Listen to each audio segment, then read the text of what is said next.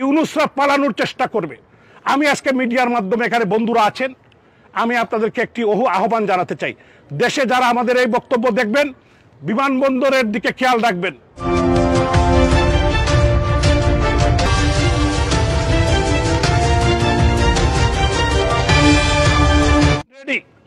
মাঝে মধ্যে বড় বড় প্লেন আসে, দেখেন আপনারা ঘোরাঘুরি করে।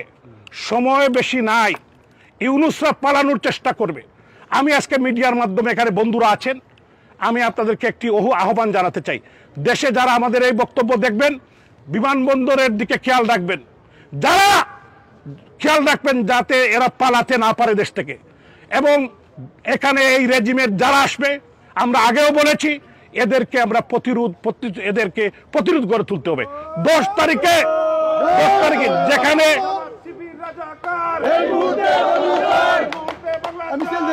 জামাতি বিচারপতি, জামাতি আইনজীবী, জামাতি চিফ প্রসিকিউটর এবং যত কিছু তারা সাক্ষীও তাদের, সব কিছু বিচারপতিও তাদের, তারা জননেত্রী শেখ হাসিনার বিচার করতে চায়। আমি মনে মনে হাসি, পাগলের সুখ মনে মনে। এই বাচ্চারা বুঝতে পারছে না তাদের দিন ফুরিয়ে আসছে। এদেশের মানুষ আইয়ুব খান চেষ্টা করেছিল, আওয়ামী লীগকে নিষিদ্ধ করেছিল। 58 সালের 7 অক্টোবরে আওয়ামী লীগকে নিষিদ্ধ করেছিল, পারে নাই। আওয়ামী লীগের নেতৃত্বে আন্দোলন হয়েছিল। 1971 সালের মহান মুক্তিযুদ্ধের সময় 26শে মার্চ ইয়াহিয়া খান আওয়ামী লীগকে নিষিদ্ধ করেছিল, পেরেছে না। আওয়ামী লীগের নেতৃত্বে দেশ স্বাধীন হয়েছে।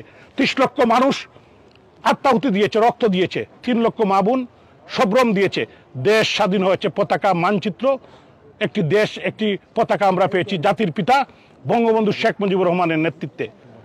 আজকেও আওয়ামী লীগকে তারা নিষিদ্ধ করেছে। আমাদের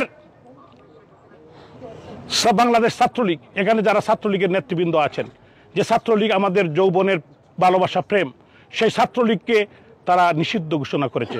যুবলীগ করেছে, স্বেচ্ছাসেবক লীগ করেছে, সবাইকেই করেছে। এটা কি সম্ভব?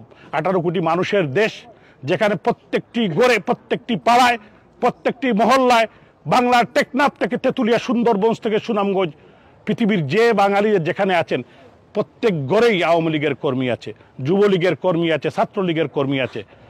এরা কোথায় পালাবে?